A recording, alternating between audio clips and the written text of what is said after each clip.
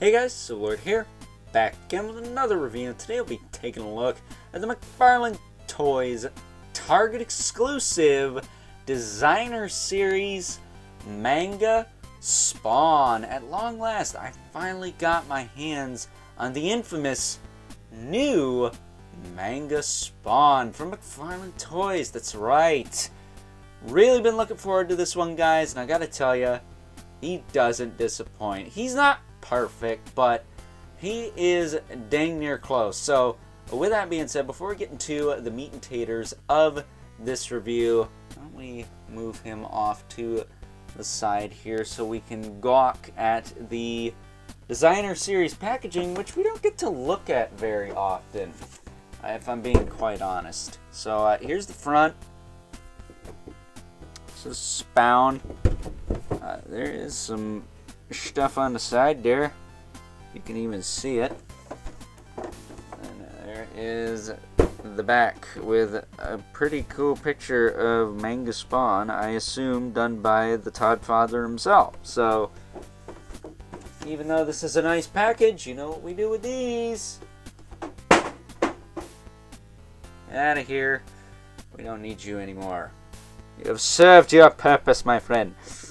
That said, moving Manga Spawn back into frame. Look at how freaking cool this thing looks. Now, here's the thing. A lot of people give Todd flack for just making stuff that looks cool. What's wrong with that? Seriously? Why does everything need to go with a set? Like, I know people have a hard-on for building teams, but I freaking don't. That takes up too much space, and after I have a set number of teams that I want in my collection, I'm kind of done. I'm kind of uninterested in building anymore. So Hasbro, Midnight Suns, chop chop, get on that arse right now.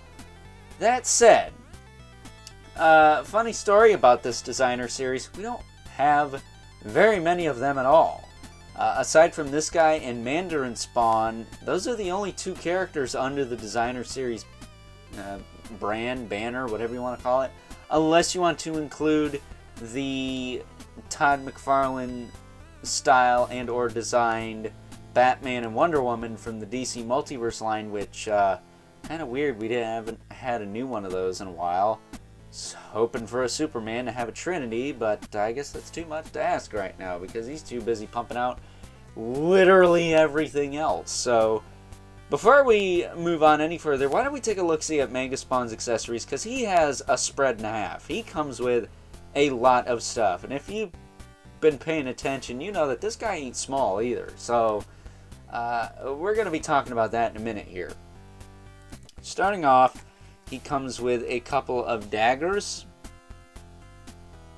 and they are both different. This one is curved a little bit, and this one ain't. So actually vice versa. This one is curved, this one is more squared off.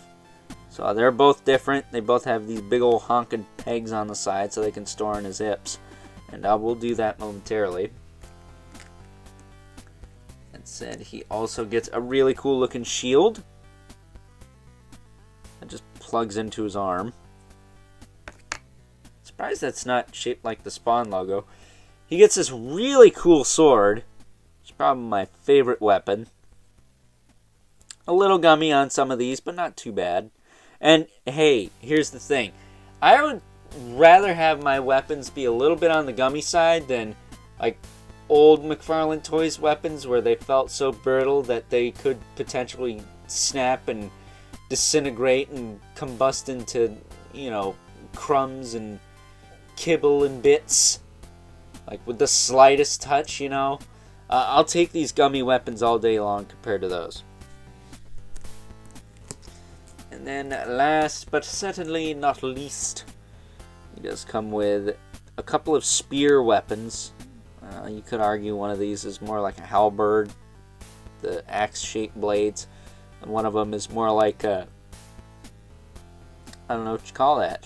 But this is a very kind of popular design in Japan to have the blade on the one side and then the shaft goes down, hold on to. It's usually like a guard's spear or something. But either way, that's it. But that is technically not everything, because you do also get, for the very first time, at least as far as I know, a soft goods cape. Look at this. It feels alright. It's not spandex, I don't believe, but it feels of quality. It's got some tears in the bottom there. This was not fastened in by anything either, so it was just kind of hanging out. But a really nice cape, and if you wanted to, you could pop off these shoulder pads and remove it. I'm not going to do that, but one thing I am going to remove just to make life easier for me is this wrist blade here. On the right side, you can actually pop out, which is awesome. So this technically counts as another accessory. I wish it was clear green like, where is it? The sword here. That would have looked a lot cooler, but I'll take it, man. You can pop that thing off, and I didn't know that until I just started recording this video. So, you know what? Learn something new every day. But much like Masters of the Universe Origins, I figured McFarlane needed a bit of a redemption after the Orm Ocean Master, or as I like to call him, Ocean Man review I did yesterday. That figure was a bit lackluster and had some QC issues going on with it. This guy, not so much. I mean, he's got some looseness, but for the most part, he is freaking awesome. So as far as articulation goes, his head can look up and down. Can tilt a little bit. Can look side to side a little bit. Very samurai-esque helmet. I love this design. Kind of reminds me of a Bayformer, not gonna lie. I like Bayformers though, so frickin' sue me. That said, the shoulders can move forward and back, and the pauldrons being on ball joints, they can swivel and get out of your way for you. So you can lift them off to the side like so. And he doesn't have like the ball cap thing going on. He's just got straight up like ratcheted shoulders. He's built like a Transformer, which is very interesting. He's got a bicep twist there. Swivel. He's got an elbow hinge, which kind of works. There doesn't seem to be a swivel down there, but you do get about 90 degrees out of that. I would have liked some double elbows on this guy, not gonna lie, but it is what it is. It's fine. As far as the wrists go, I think he's got the wrist balls, like most other figures. Yeah, he's got the wrist balls. It's just they're in the proper position for holding weapons, so we're going to keep it that way. That said, though, he does have a trigger finger on this hand, and he doesn't really need it because he doesn't come with a gun. That said, the one joint I'm not going to futz with at all is the torso. It's got like a double ball peg in there, but mine's nice and snug, and I don't want to loosen it up, but it doesn't get a ton of range. It's pretty locked where it is, but it does bobble around a little bit. You can get a little bit of crunch out of that, so take that for what you will. The hips, on the other hand, they kind of hit on the crotch there. Let me move that out of the way. They kind of do hit on the crotch here, so you got to swivel them out to get the full forward, but once you do that, you kind of wreck the aesthetic a bit. So his hip range is kind of weak, but he does not have the traditional McFarlane hip balls either. He's got the hip joints. He's got these hip ball thingies that the Tyrannid Gene Stealer had, which is very interesting because this is a much better design. It's much tighter. The in and out could be a little tighter, but the forward and back is really snug, and I love that. That is great. More of that, please. Particularly on these big chunky guys. And on top of that, he does have a double knee, which on this side's a little bit tighter, which is why I opted to move it instead of the other side. And you can see it kind of flopping around there.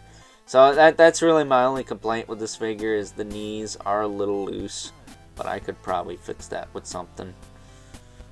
That said, he does have an ankle hinge. with the swivel and the rocker. So he's got the ball hinges. No toe joints on this guy, even though he's got like a freaking clown shoe size foot. Could have easily fit one in there, and I probably wouldn't have been mad about it because it would have looked right. But much like the Overkill Mega figure, this guy doesn't have those, and I'm totally okay with that. That's great. No toe joints means this guy is going to stand just fine. And his big boot don't actually touch the ground that much. So that's a blessing, man. I love that. He gets bonus points for not having a toe joint. I don't care. Those are stupid and I hate them.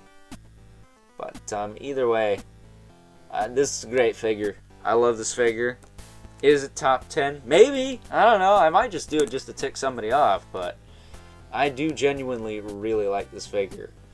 That said, why don't we gear him up? So why don't we plug this blade in first. Snaps right in like so. I can't believe that is removable. That is excellent. That is fan-freaking-tastic. Alright, now we got these knives here. We got the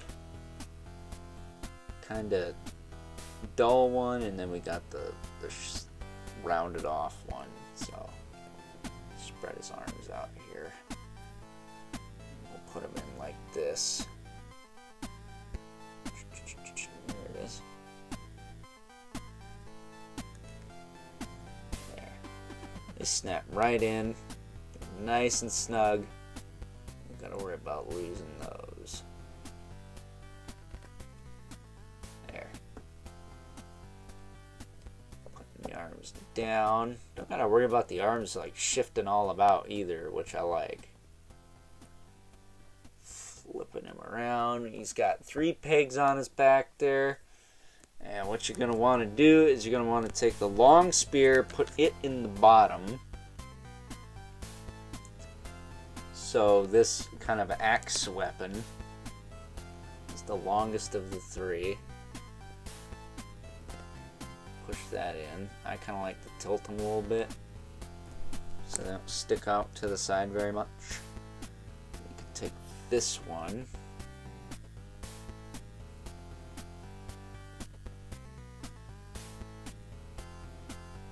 spin it a little bit so it's doing the same. And then the sword will plug in right on top of that. Now I think the spears you could probably interchange. The sword does feel like it is intended to go on the top. So yeah, a really awesome piece. I love this figure. Is it in my top 10? Maybe. Maybe I'll have to do a top 13 like Tyrannosaurus Moth, because I really like this figure, and I really like a lot of figures I got this year. Despite some of the shortcomings, we've had a pretty kick-butt year for toys, and things are looking bright. Hopefully QC steps up a little bit, I'm just saying, but for the most part, things are pretty good. Better than they could be, I suppose. But still, need some tweaks here and there, not gonna lie. But with that being said, before this review drags out any longer than it already has, I'll move on and take a look at some size comparisons. And after attaching the shield, which I neglectfully forgot to attach before ending the previous clip, I guess I'm just so excited to have this guy, it just sort of slipped my mind. Here is Manga Spawn alongside our 2 regulars, the Mythic Legions, Brother Mandibulus, the McFarlane Spawn, who's not towering over everyone today because, as you can see, Manga Spawn is a freaking Gundam and stands taller than all today.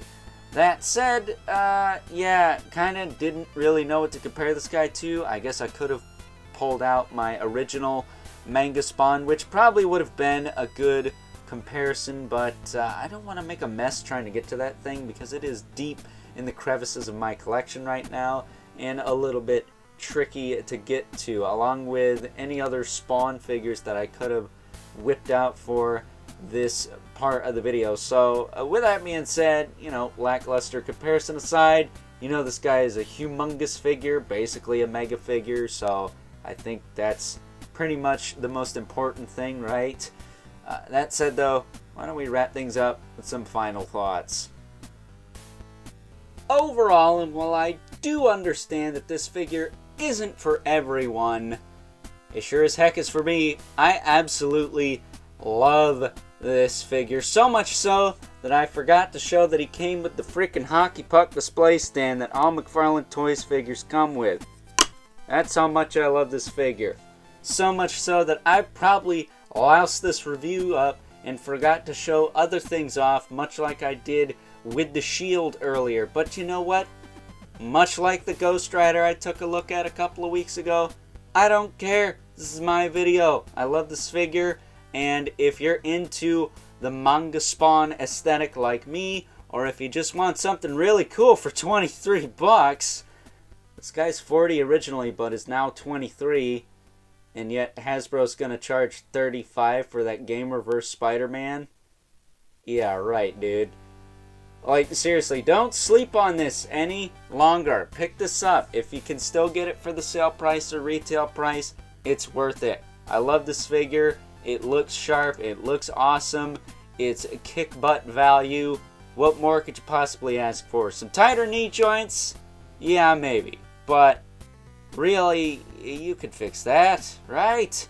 Am I justifying it because I just love how this thing looks? Yes, I am, because I can tell that there was care put into this. When people care, then I'm a little bit more lenient. When people clearly don't care, then you can get wrecked, son. So, with that being said, I hope you guys enjoyed this review, for better or for worse. If you were so inclined, please feel free to do all the YouTube rigmarole, as well as hit me up over on Instagram at Overlord Productions if you ever want to talk toys or anything in particular.